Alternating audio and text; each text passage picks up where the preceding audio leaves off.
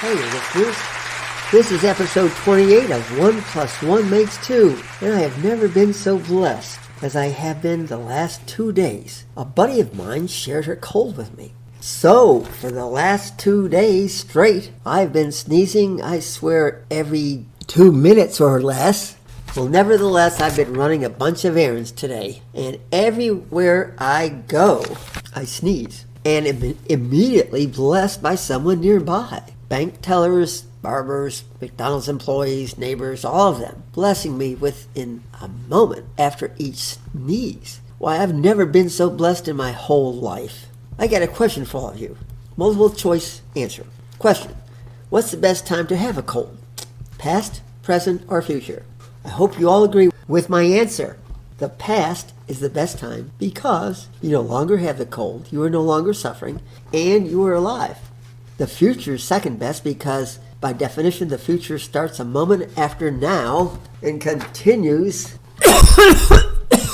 Please excuse me, my sneezes have recently, today, been replaced by coughs. And no one's blessing me now. Coughs don't get blessed, only sneezes. Excuse me. Well, as I was saying, the future starts a moment after now and ends sometime. It never ends. It starts a moment after now and it goes forever. But you know, listeners, that foments an interesting question. Which is longer, the future or the past? Now, I don't know, and I'm sure no one knows, but if I had to just take a guess, I'd say they're of even length. They are both the same length. And I'm not going to try to prove it in any way. That's just a gut feeling I have. And maybe you agree, maybe you don't. And we'll never know who's right or who's wrong on this one. Well, this is a whatever moment. So if you will have a cold sometime in the future, it may be decades following the present, or maybe in an hour. Who knows? But it's not now. Speaking of now is the worst time to have a cold. But look at the bright side. Always be near someone when you sneeze, and likely they will immediately bless you. Listeners, the preceding preamble to episode 28 was recorded 5 days ago, but now I enjoy a state of good health, so we'll begin episode 28 again. A second time. Golly gee, everyone. Glad you can join us today here at 1 plus 1 makes 2. In our past 2 episodes, we've discussed spaciously, comprehensively, sternly, demandedly, the need for a program that NPR must include in their daily broadcasts, a program that you and I can relate to, a program that explains the daily impact of our varied actions and behavior, which can cause and or eliminate climate change. So far, NPR, that is National Public Radio, has occasionally invited journalists and other guests to discuss causes of climate change, such as exhaust emissions from diesel and gasoline engines, deforestation, land clearance for livestock, grazing, industrial and residential electrical consumption produced mostly by coal, gas, and oil installations. But listeners, here we are together today, now, to identify and discuss the sole reason for the causes that I have just mentioned. NPR has been a truant and an evader by refusing to state and discuss the primal reason for climate change. Well, here it is. Climate change is the result of and therefore caused by human overpopulation. Duh, why didn't NPR ever tell you this? NPR didn't and doesn't. Fortunately, common sense does. A hyperactive imagination is not required to visualize the Earth before humans evolved. Visualize the Earth's primal atmosphere, which contained 200 to 300 times more carbon dioxide than does our present atmosphere. Together with the energy derived from sunlight, plants could evolve. So, eventually, the Earth became a bounteous garden of plant life. both in the sea and on land. And because of this prolific plant life, Mother Nature eventually evolved animals like you and me. And we animals consumed the oxygen produced by the plants. Hence, Mother Nature's miraculous balance was established. Bob, that's all very nice, but pretend you're a Hollywood movie director. Cut to the chase. Okay, of course, Mother Nature. Listeners, NPR should be telling us by means of a tough love daily program things such as this. Humans and the livestock that we humans raise for food, that is meat, comprise 96% of the Earth's mammalian biomass.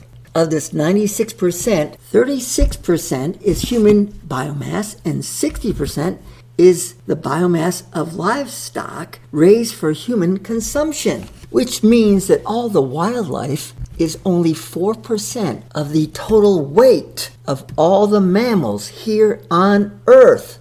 That doesn't sound good, Bob.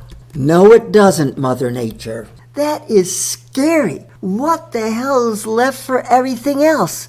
Like the little squirrels, like the little doggies, like the little foxes, like the little and very big bears, like the little and very big cats. Well, I'm not going to name every type of mammalian species. Let's just remember, when we combine the weight of all humans and livestock raised by humans. By the way, the term livestock includes cattle, elk, reindeer, bison, horses, deer, sheep, goats, swine, llamas, alpacas, and fish.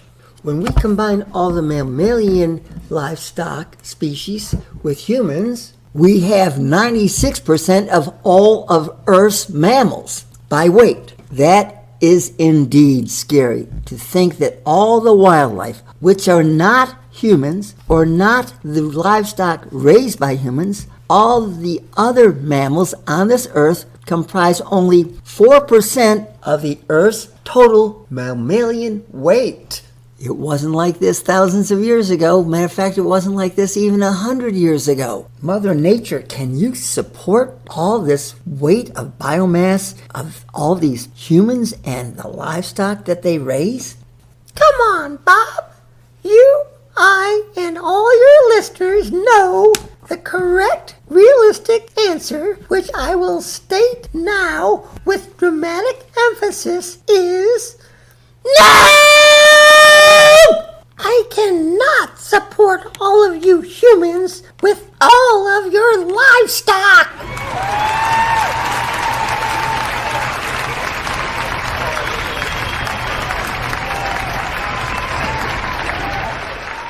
Well, listeners, Mother Nature has just stated with a highly emotional decibel level her answer.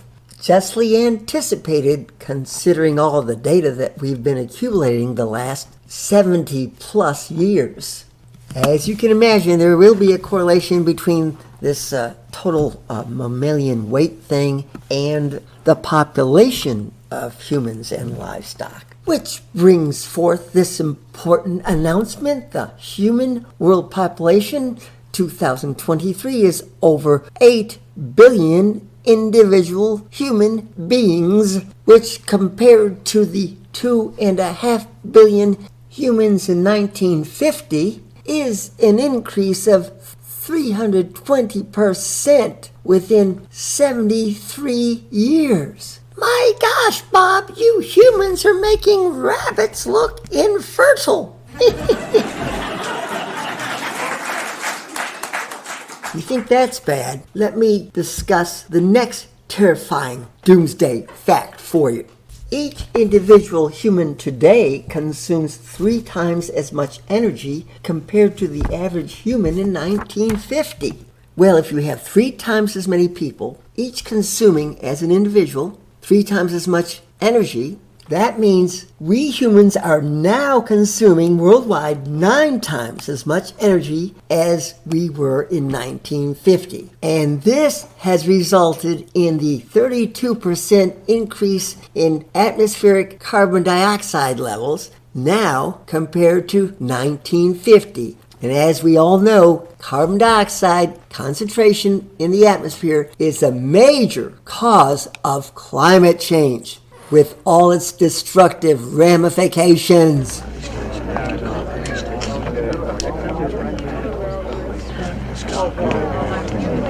Listeners, it's all about communication. These facts must be heard by us daily on NPR radio and public television. And let's be real, these facts should also be broadcast to you by ABC, CBS, NBC, and Fox, all on a daily basis.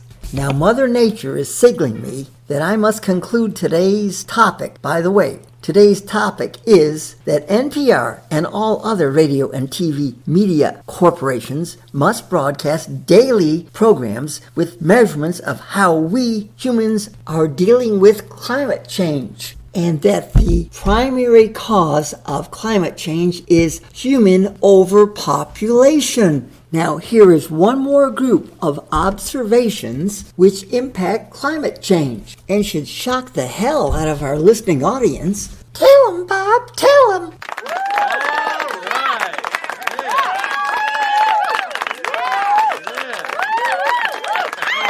Right now, Mother Nature. Listeners, the average weight of an adult human male in 1950 was 160 pounds. The weight now, in the year 2021, of an adult human male is 193. That's a 20% increase, demanding more forest be destroyed and be replaced with food crops to feed these 20% heavier male humans. These food crops produce much less oxygen and sequester much less carbon dioxide than the same acreage of a forest. And tragic too, it is that although grasses are excellent producers of oxygen, a blade of mowed grass greatly decreases the capacity to produce oxygen compared to an uncut blade. Common sense again. If an uncut blade of grass grows to a height of 18 inches and is mowed to a height of 3 inches, the capacity of that single blade of grass to produce oxygen has been reduced 83%. Listeners, if I might interject, stop mowing your friggin' lawns!